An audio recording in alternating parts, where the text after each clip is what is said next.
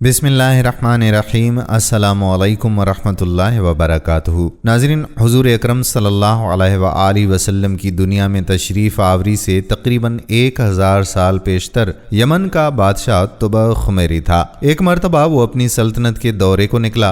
12,000 कुतुब समावी के आलिम और हकीम और 1,35,000 सवार, 1,13,000 प्यादे अपने हमराह लिए हुए इस शानो शौकत से निकला कि जहां भी पहुंचता उसकी शानो शौकत शाही देखकर मखलूक खुदा चारों तरफ नज़ारा करने के लिए जमा हो जाती थी। ये बादशाह जब दौरा करता हुआ चलता चलता मक्का मुअज़्ज़मा पहुंचा तो अहले मक्का से कोई भी उसे देखने न आया। बादशाह बड़ा हैरान हुआ और अपने वजीर आज़म से उसकी वजह पूछी तो उसने बताया कि इस शहर में एक घर है जिसे बैतुल्लाह कहते हैं। इसकी और इसके खादमों की जो यहाँ के बाशिंदे हैं तमाम लोग बेहद ताज़ीम करते हैं और जितना आपका लश्कर है इससे कहीं ज़्यादा दूर और नज़दीक के लोग इस घर की ज़ियारत को आते हैं और यहाँ के बाशिंदों की खिदमत करके चले जाते हैं। फिर आपका लश्कर उनके ख्याल में ही क्यों आएगा? ये सुनकर बादशाह को गुस्सा आया। कसम खाकर कहने लगा कि मैं इस घर को खुदवा दूंगा और यहाँ के बाशिंदों को कत्ल करवा दूंगा। ये कहना था कि बादशाह के नाक, मुंह और आंखों से खून बहना शुरू हो गया और ऐसा बदबूदार मादा बहने लगा कि उसके पास बैठने की भी ताकत ना रही। इस मर्ज का इलाज किया गया मगर अफाका ना हुआ। शाम के वक्त बादशाह के साथ आए उलमा में से एक आलिम तशरीफ लाए। नब्ज देखकर फरमाया कि मर्ज आसमानी है और इलाज जमीन का हो रहा है। ऐ बादशाह, आपने अगर कोई बुरी नीयत की है तो फौरन उससे तौबा करें। बादशाह ने दिल ही दिल में बैतुल्लाह शरीफ और खुदा में काबा के मुतल्लिक अपने इरादे से तौबा की। तौबा करते ही उसका खून और मादा बहना बंद हो गया और फिर सेहत की खुशी में उसने बैतुल्लाह शरीफ को रेशमी खिलाफ चढ़ाया और शहर के हर बाशिंदे को 7-7 अशरफी और 7-7 रेशमी जोड़े नजर किए। फिर यहाँ से चलकर मदीना मुनव्वरा पहुंचा तो उसके हमराही उलमा ने, जो कुतुब समाविया के उलमा थे, वहां की मट्टी को सूंघा और कनकरियों को देखा और नबी आखिरुज़्ज़मा सल्लल्लाहु अलैहि वसल्लम की हिजरत गाह की जो अलामतें उन्होंने पढ़ी थीं उनके मुतल्लिक उस सरजमीन को पाया तो बाहम अहद कर लिया कि हम यहाँ ही मर जाएंगे मगर इस सरजमीन को ना छोड़ेंगे। अगर हमारी किस्मत ने यावरी की तो कभी ना कभी जब नबी आखिरुज़्ज़मा सल्लल्लाहु अलैहि वसल्लम तशरीफ़ लाएंगे हमें भी ज़ियारत का शरफ़ हासिल हो जाएगा, वरना हमारी कब्रों पर तो ज़रूर कभी ना कभी उनकी जूतियों की मुक़द्दस खाक उड़कर पड़ जाएगी जो हमारी निजात के लिए काफ़ी है।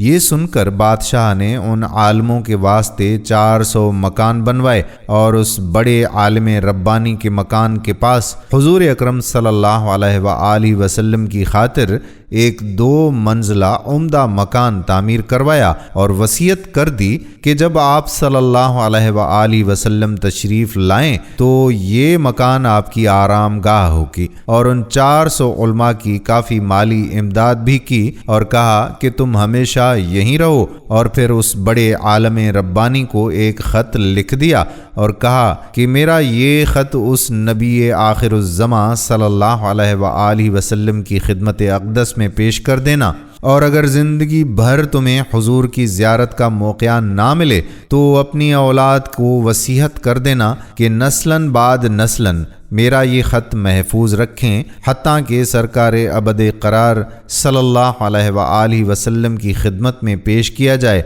ये कहकर बादशाह वहाँ से चल दिया। वो ख़त नबी करीम सल्लल्लाहु अलैहि वसल्लम की खिदमत अक़दस में 1000 साल बाद पेश हुआ। कैसे हुआ और ख़त में क्या लिखा था सुनिए और अज़मत हुजूर सल्लल्लाहु अलैहि वसल्लम की शान देखिए। कमतरीन मखलूक तुबाल खुमैरी की तरफ से नबी आखिरुज़्ज़मा सैयदुल मुरसलीन मुहम्मद रसूलुल्लाह सल्लल्लाहु अलैहि वसल्लम की तरफ।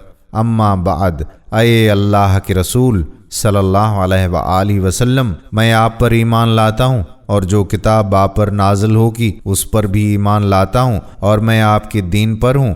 بس اگر مجھے آپ کی زیارت کا موقع مل گیا تو بہت اچھا اور غنیمت، اور اگر میں آپ کی زیارت نہ کر سکا تو میری شفاعت فرمائیے گا اور قیامت کے روز مجھے فراموش نہ کیجیے گا۔ میں آپ صلی اللہ علیہ وآلہ وسلم کی پہلی امت میں سے ہوں اور آپ کے ساتھ آپ کی آمد سے پہلے ہی بیعت کرتا ہوں۔ میں گواہی دیتا ہوں کہ اللہ ایک ہے اور آپ اس کے سچے رسول ہیں۔ شاہ یمن کا یہ خط نسلاً بعد نسلاً ان 400 علماء کے نسل در نسل محفوظ چلا آیا، یہاں تک کہ تقریباً 1000 سال کا عرصہ گزر گیا۔ ان علماء کی اولاد اس کثرت سے بڑھی کہ مدینہ کی آبادی میں کئی گنا اضافہ ہو گیا، اور یہ خط دست بدست مع وصیت کے اس بڑے عالم ربانی کی اولاد میں سے حضرت ابو ایوب انصاری رضی اللہ تعالی عنہ کے پاس پہنچا، اور آپ رضی اللہ تعالی عنہ نے وہ خط اپنے غلام خاص ابو لیلہ کی تحویل میں رکھا، اور جب حضور اکرم صلی اللہ علیہ وآلہ وسلم نے مدینہ ہجرت فرمائی اور مدینہ کی گھاٹی سے آپ کی اونٹنی نمودار ہوئی اور مدینہ کے خوش نصیب لوگ محبوب خدا کا استقبال کرنے کو جوق در جوق آ رہے تھے، اور کوئی اپنے مکانوں کو سجا رہا تھا تو کوئی گلیوں اور سڑکوں کو صاف کر رہا تھا اور کوئی دعوت کا انتظام کر رہا تھا، اور سب یہی اصرار کر رہے تھے کہ حضور صلی اللہ علیہ وآلہ وسلم میرے گھر تشریف لائیں۔ حضور صلی اللہ علیہ وآلہ وسلم نے فرمایا کہ میری اونٹنی کی نکیل چھوڑ دو، جس گھر میں یہ ٹھہرے گی اور بیٹھ جائے گی وہی میری قیام گاہ ہوگی۔ چنانچہ خدا کی قدرت دیکھیے، جو 2 منزلہ مکان شاہ یمن طبع خمیری نے حضور صلی اللہ علیہ وآلہ وسلم کی خاطر بنوایا تھا، وہ اس وقت حضرت ابو ایوب انصاری رضی اللہ تعالی عنہ کی تحویل میں تھا۔ اسی گھر کے سامنے حضور صلی اللہ علیہ وآلہ وسلم کی اونٹنی جا کر ٹھہر گئی۔ لوگوں نے ابو لیلہ کو بھیجا کہ جاؤ حضور صلی اللہ علیہ وآلہ وسلم کو شاہ یمن طبع خمیری کا خط دے آؤ۔ جب ابو لیلہ حاضر ہوئے تو حضور صلی اللہ علیہ وآلہ وسلم نے انہیں دیکھتے ہی فرمایا، تو ابو لیلہ ہے؟ یہ سن کر ابو لیلہ حیران ہو گیا۔